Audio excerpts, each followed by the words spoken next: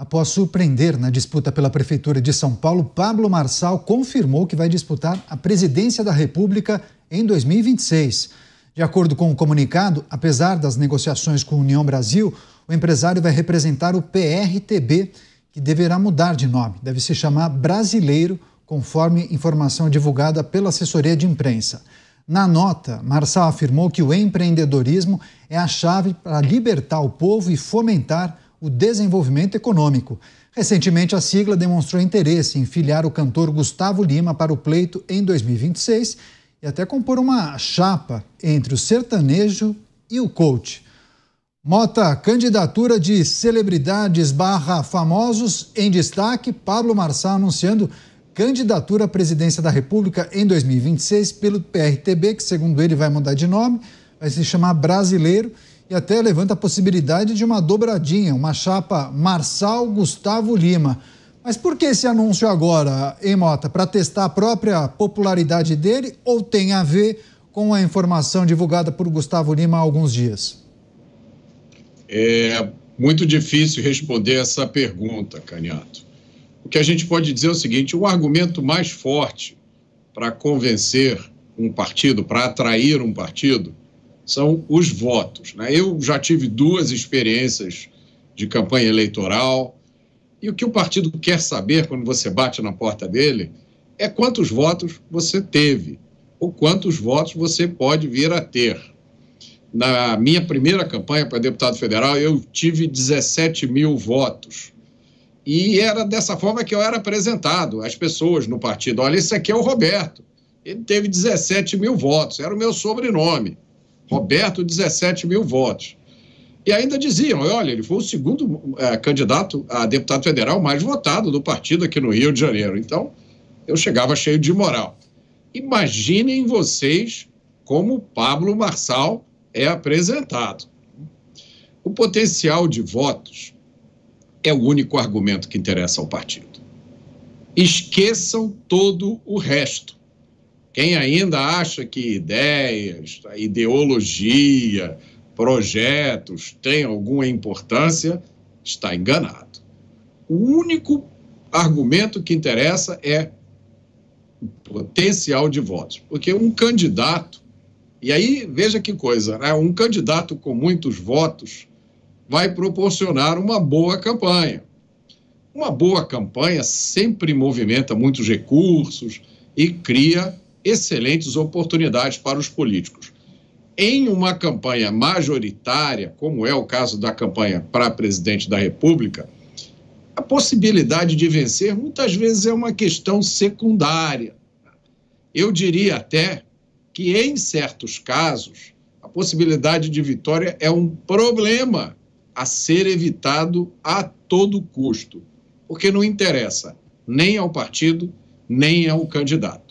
O importante mesmo é a campanha.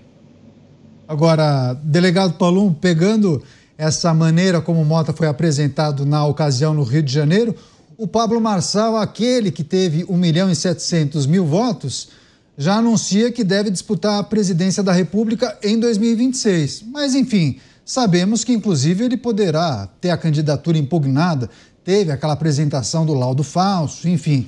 Veremos qual vai ser o avanço, né, do processo na Justiça Eleitoral. Mas, de qualquer maneira, esse anúncio agora, após a informação divulgada por Gustavo Lima, alguma relação, alguma conexão ou faz parte da estratégia dele sempre manter o nome nas manchetes?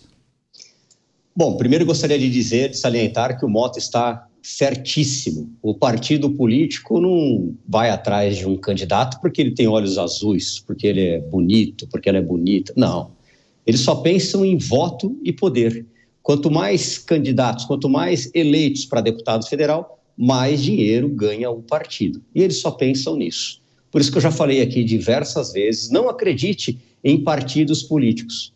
Eles enganam, eles mentem, eles não estão preocupados com a sua ideologia, eles não estão preocupados se você vai apresentar o projeto X, Y, Z, como bem disse o Mota. A verdade é essa, eles estão preocupados nos números que você pode trazer para eles. Aliás, quando eles montam a chapa, eles já fazem uma pesquisa mais ou menos de quem vai entrar e quem vai ser apenas uma pessoa que vai trazer votos para o partido para ajudar a chapa. Aqui em São Paulo, por exemplo, para o nosso telespectador e ouvinte entender, para um partido político fazer um vereador, ele tem que fazer na chapa inteira, salvo engano, pouco mais de 90 mil votos. Então não adianta um candidato ter 50 mil votos e a chapa inteira fazer 60 mil votos, que não vai ter nenhum eleito nesta chapa. Eles se preocupam com isso e eles fazem cálculo. Quanto aos planos do Marçal, ele realmente tem esse desejo. Ele já me falou isso em Brasília e já me falou isso em São Paulo, um pouquinho antes do final do ano, que ele deseja, sim, ser presidente da República. O que a gente não sabe é se ele vai poder concorrer, haja vista que há uma grande chance dele se tornar inelegível. Gostaria que aqui no Brasil fosse igual nos Estados Unidos, que todas as pessoas pudessem concorrer, inclusive aqueles que estão presos. Quem tem que decidir se uma pessoa vai representar o povo é a própria população.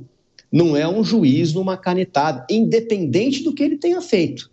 Se a população entender e desejar aquele político que colocou um laudo falso ou que fez uma reunião, que no meu ponto de vista não tem nem um pouco de gravidade, vai ser candidato, deveria ser candidato e deveria ser testado nas urnas e não numa canetada de uma ou duas pessoas ou de um colegiado. Assim, seria mais democrático, na minha opinião. Mas eu posso afirmar para vocês que o Pablo Marçal, ele tem desejo, sim, de ser candidato, ele quer, sim, ser presidente da República. Aliás, o plano principal dele, pelo menos foi o que ele me relatou, é a presidência da República, não seria nem a prefeitura da cidade de São Paulo. Se ele vai conseguir se candidatar, se ele vai se tornar inelegível, só o tempo dirá.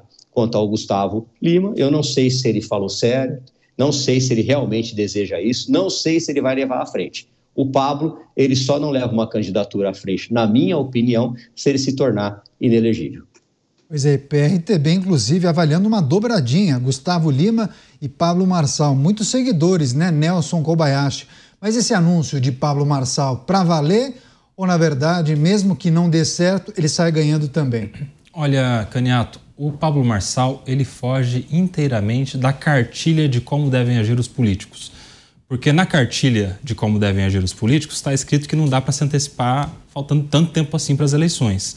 A gente tem visto vários nomes sendo cogitados, mas nenhum deles se coloca serei candidato em 2026, porque eles sabem que se eles se antecipam tanto, se eles queimam a largada assim, eles sobem no pedestal para ficarem levando pedradas e para alguém desgastar o nome deles. Até lá, quando chega na campanha, eles já perderam a popularidade, já estão muito massacrados pela opinião pública daqueles que têm essa intenção de diminuir a chance deles virem a ser candidatos competitivos. E o Pablo Marçal está fazendo diferente do que diz essa cartilha. Ele se coloca já antecipadamente no pleito de 2026 e ele fez muito isso durante a campanha à Prefeitura de São Paulo no ano passado, fugindo do que diz a cartilha de como agem os políticos, daquele manual de estratégia política mais clássico. É o novo jeito de fazer política, é o uso das redes sociais, é essa comunicação, essa linguagem mais despojada, às vezes até meio chucra, mas que comunicou, pelo menos nas eleições municipais, com muita gente. Ele quase foi para o segundo turno. Aliás, eu até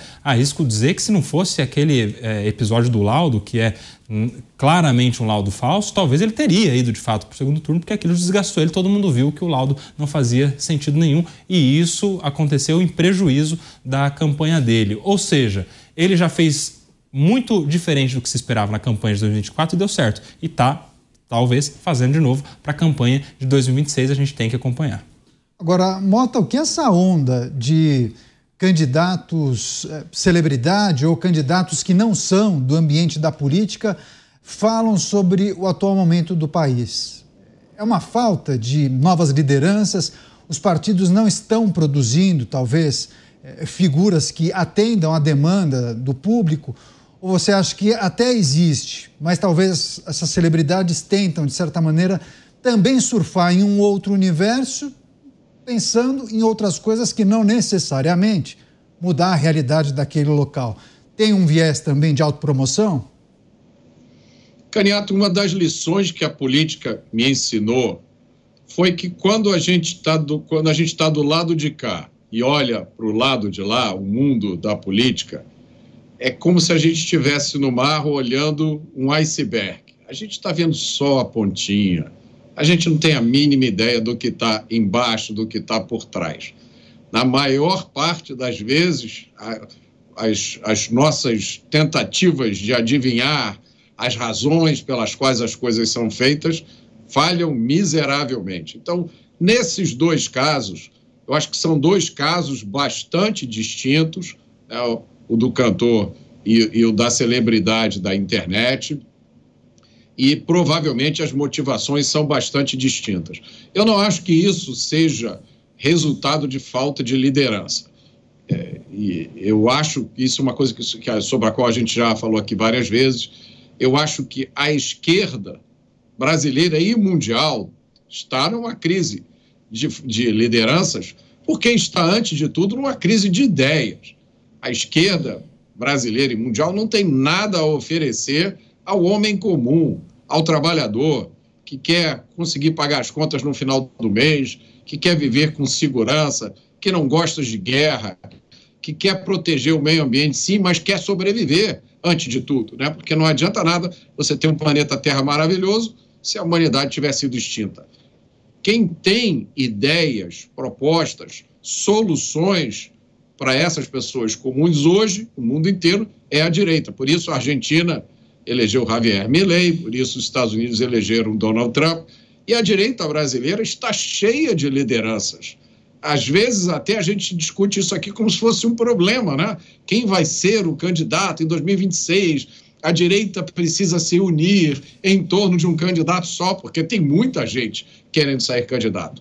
Agora, eu acho que essas duas candidaturas têm a ver com outro aspecto do assunto que a gente tratou hoje aqui, né? E talvez ajude a explicar a obsessão que muita gente tem com regulação de rede social, com controle de conteúdo, né? Porque hoje o poder da celebridade foi multiplicado através das redes sociais. Se antes, há 30, 40 anos atrás, você ser um cantor famoso já te colocava em posição privilegiada numa corrida eleitoral, hoje, com as redes sociais, essa vantagem é multiplicada várias vezes. Então, eu vou dar só um chute aqui, um palpite. Eu tenho certeza, neste momento, em que há vários atores, cantores, ou simplesmente celebridades da internet. Há celebridade que tem 40, 50 milhões de seguidores. Eu tenho certeza que uma vez por dia alguém senta do lado e fala: você já pensou em entrar para a política? Você já pensou que com esses 40 milhões de seguidores que você tem, você conseguiria se eleger fácil deputado federal e ainda ajudar a eleger uns 4 ou 5? Deixa eu explicar aqui para você os benefícios que você poderia ter com o mandato eletivo. Então, para algumas pessoas, essa conversa não interessa. Eles dizem: Deus me livre, eu prefiro continuar aqui com a minha vida, fazendo o que eu faço, gosto, me divirto. Para outras pessoas, isso pode ser a chave para a solução de problemas que, de outra forma, seriam muito difíceis de resolver. Você, delegado Palumbo, está lá em Brasília, convive com muitos parlamentares diferentes, né? Tem muita gente de vários partidos e tem empresários bem-sucedidos que optam, em algum momento da vida, deixar de lado a vida empresarial e se dedicar à vida pública. Delegado Palumbo, o que lhe parece, hein? E as pessoas relatam a você o que acaba motivando essas pessoas que conseguiram alcançar posição de sucesso, de realização em outras áreas, mas deixam de lado isso e acabam investindo na carreira pública, se candidatam a cargos no legislativo ou também no executivo municipal, estadual, e deixam de lado uma vida confortável, talvez até mais tranquila. Olha, tem muitos políticos, né? A gente fica generalizando o tempo todo, dizendo que nenhum político presta, mas tem muitos políticos em Brasília com vontade de fazer uma mudança. São poucos. Confesso para vocês que são bem poucos esses políticos, né? O Gustavo Lima, por exemplo, não vai ser pelo salário e por causa de benefícios que ele vai querer ser deputado federal ou presidente da República. O salário não chega nem aos... Ele deve ganhar por hora o que ganha um deputado, né? Então não seria isso. mas talvez ele tenha a vontade de ajudar a população. E como ele poderia ajudar a população? Sendo, por exemplo, um presidente da República, um governador, um senador, ele poderia ajudar muito, sim, as pessoas, né? Eu tenho meu poder limitado como deputado. Cada vez que a gente aprova uma lei que vai prejudicar criminoso, por exemplo, eu me alegro. Cada vez que eu consigo um tratamento de câncer para uma pessoa que não tem a mínima condição e que nos procurou, eu também me alegro com isso. Isso há, sim, uma satisfação pessoal em ajudar o próximo. E a gente só consegue ajudar o próximo graças à política. Eu não conseguiria ajudar absolutamente ninguém. Aliás, eu não conseguia ajudar a minha sogra quando estava morrendo no sofá da minha casa, com a minha filha, na época devia ter 5 anos, presenciando a avó todos os dias com dores. E ninguém me ajudou, absolutamente ninguém. E hoje a gente consegue ajudar algumas pessoas. Não conseguimos ajudar todos, mas conseguimos ajudar algumas pessoas. Isso é bastante satisfatório para mim, isso me causa muita alegria. Eu creio que o Gustavo Lima, se ele realmente desejar entrar numa corrida eleitoral, e tem grande chance, haja vista que numa pesquisa ele só colocou a cabeça de fora, já está em segundo lugar numa pesquisa. Se ele realmente fazer campanha com quase 50 milhões de seguidores em somente uma rede, evidentemente ele tem muita chance de prosperar. Ele é muito querido, ele é ovacionado onde ele vai, ele é do povo, ele fala a linguagem do povo. Ele teria muita chance e com isso ele poderia ajudar muitas pessoas. Vai resolver todos os problemas do Brasil? Não, não vai resolver. Seria utópico a gente pensar que se a gente colocar qualquer um lá, X, Y, ele vai resolver todos os problemas, mas ele pode ajudar sim. Quando o político ele é vocacionado e entende que nós somos funcionários do povo, que nós estamos aqui para servir o povo e não para o povo nos servir, há grande possibilidade, sim, de você ajudar as pessoas. As pessoas questionam muito as emendas parlamentares que os deputados recebem. Tem deputados que fazem trabalho magnífico às emendas, mandando principalmente para aqueles locais que ninguém quer mandar.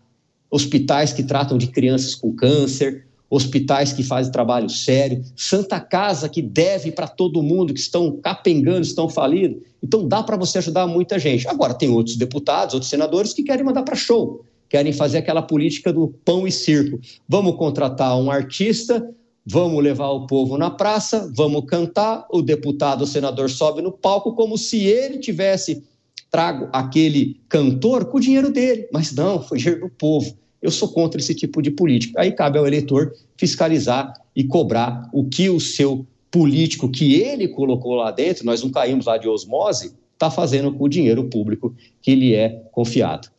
Pois é, Nelson Kobayashi, parece que muitos que conseguiram atingir um patamar de sucesso, acumularam muito dinheiro, querem devolver parte desse sucesso, dessa gratificação para a população. Então, serve quase como um trabalho voluntário, né? Tudo aquilo que eu recebi, eu quero agora retribuir à população. Alguns acreditam, outros não. E também muitos aconselham a essas lideranças nem entrarem numa jogada como essa. José Luiz da Atena, apresentador famoso, jornalista, falou, acho que no dia de ontem, para o Gustavo Lima, não entre na política, porque eu me ferrei. Ele, inclusive, usou essa expressão. No final das contas, como tomar essa decisão para uma pessoa que alcançou um sucesso, está no apogeu, ganha muito dinheiro? É quase como um trabalho voluntário?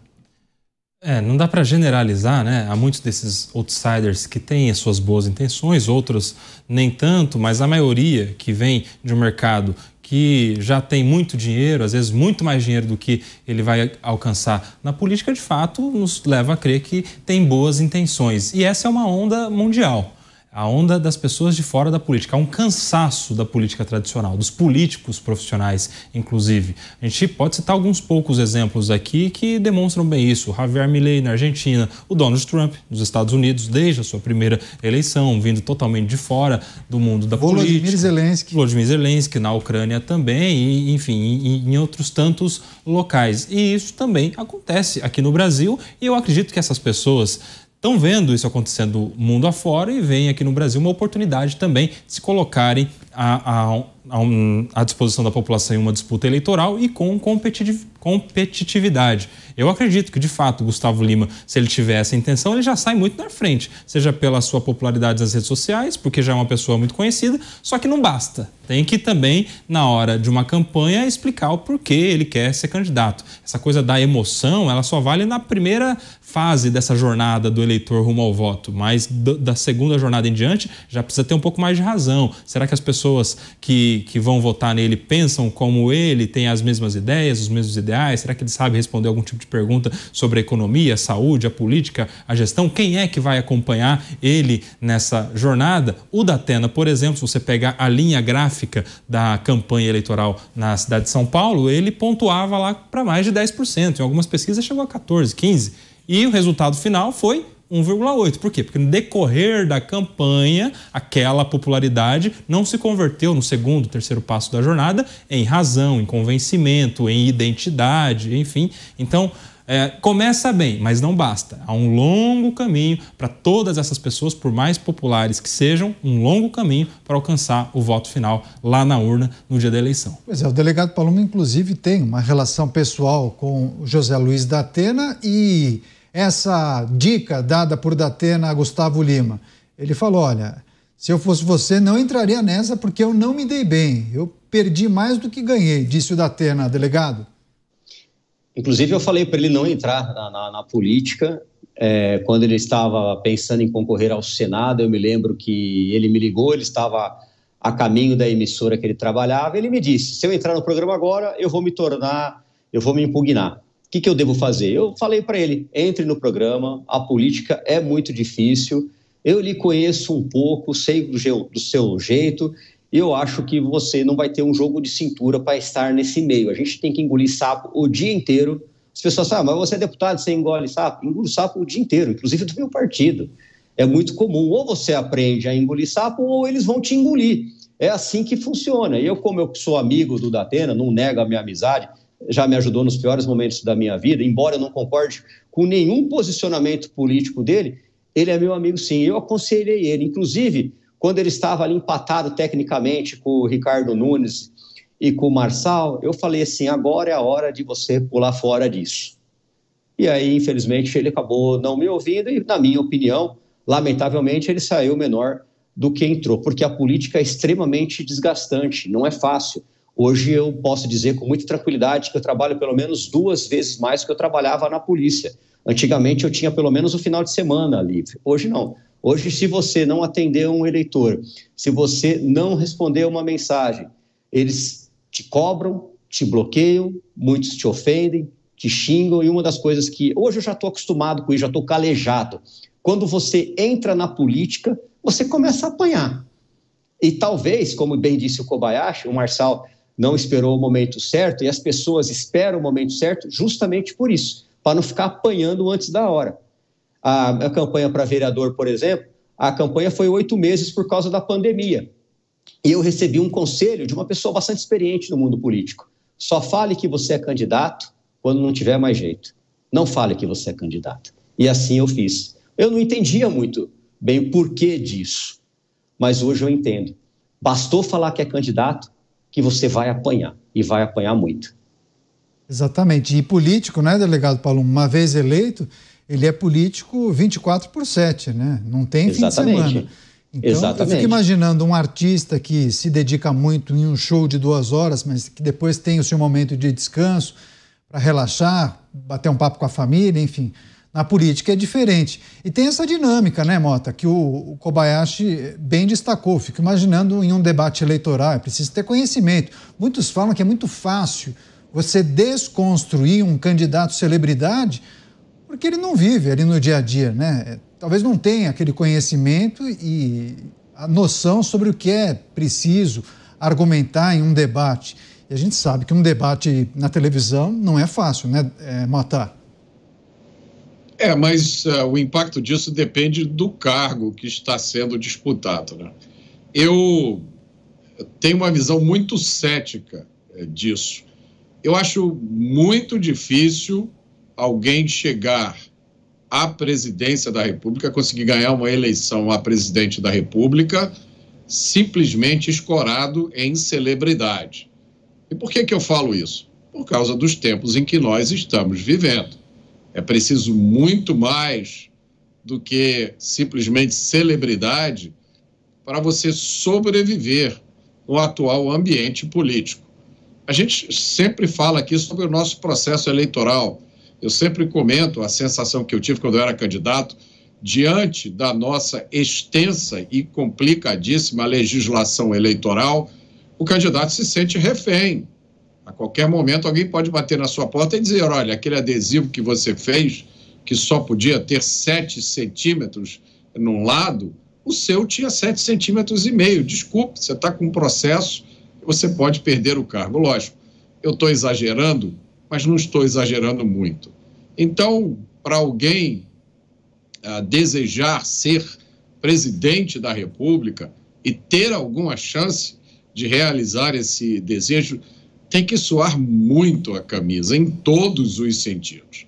Eu acho difícil que um projeto desse prospere simplesmente em cima da celebridade. Para qualquer outro cargo, eu acho que a situação é bastante diferente. Mas para presidente da República, hoje em dia, eu acho que é preciso mais. Agora, Koba, o Beraldo e o Dávila costumam sempre bater na tecla de que falta muito tempo para a eleição presidencial. Muita água vai passar por debaixo dessa ponte. Mas a gente já tem algumas sinalizações aí, né? Pessoas que estão anunciando candidatura, posição de um partido aqui, outro ali. Tem as questões que envolvem a inelegibilidade de algumas figuras, Jair Bolsonaro, Ronaldo Caiado, enfim. O que a gente pode projetar para 2026? Talvez nós tenhamos um cenário com figuras muito diferentes, por exemplo, das duas últimas eleições. Talvez a gente observe uma eleição sem Lula, sem Jair Bolsonaro, talvez com candidatos que nunca tenham disputado a presidência da República. Você apostaria nisso? Pode ser que aconteça. Cardápio com novidades. Sim, se a gente pegar as últimas eleições, por exemplo, as eleições municipais, no ano de 2023, ou seja, 2 anos, a gente apostava, é uma eleição de Nunes contra Boulos em que vai ser polarizada entre Lula e Bolsonaro. Não foi o que aconteceu justamente por conta da entrada do Pablo Marçal. Foi muito diferente da projeção. As próximas eleições presidenciais de 2026 também serão muito diferentes das eleições presidenciais de 2022. Porque em 2022 já havia uma certeza, Bolsonaro é candidato à reeleição. Então, um candidato a gente já tem muito claro quem vai ser, com grandes chances de vencer, tanto que ficou em segundo por pouca diferença. O outro a gente também sabia, era o Lula. A partir do momento em que ele teve os seus direitos políticos de volta, todo mundo já sabia que seria o Lula e que essa eleição seria entre os dois, e de fato foi, com alguns outros personagens ali mais ao centro, enfim, outros candidatos não tão competitivos, né? O Ciro Gomes, de alguma maneira, mordendo alguns votos da centro-esquerda, mas ninguém com condições de chegar a um segundo turno contra qualquer um desses dois, o Lula e o Bolsonaro. Essa eleição de 2026, o jogo está aberto. Na direita, quem vai ser o candidato? O Bolsonaro diz que é ele, mas está inelegível. E com poucas chances de reversão dessa inelegibilidade. Quem é que vai ser, então, o seu sucessor, o herdeiro desse capital político? Não se sabe. Do outro lado, temos o Lula, mas tem seus problemas de saúde, a idade chega para todo mundo, está chegando para ele também. Será que ele vai para uma reeleição? Se não for, quem é que vai no seu lugar? Ou seja, o campo está aberto entre os dois principais espectros da política. Imagine só nos demais, no centro, nos outros partidos com chances de disputar, e ainda mais agora envolvendo esses outsiders. Ou seja, campo aberto, muita coisa pode acontecer. A maioria das pessoas segue a cartilha e só vai anunciar a candidatura quando chegar próximo das eleições em 2026. Então, por enquanto, são só projeções com muita chance de mudar. Eu me associaria ao que dizem Dávila e Beraldo nesse aspecto. É isso. Programas Pingos nos Is, os principais assuntos do dia, sempre contando com as análises dos nossos comentaristas. A notícia em destaque, o PRTB, que deve, inclusive, mudar de nome. Vai se chamar Brasileiro, segundo as últimas informações. Avalia uma dobradinha entre o cantor Gustavo Lima, cantor muito popular, e também o coach Pablo Marçal. Seria uma chapa pura para disputar a presidência da República.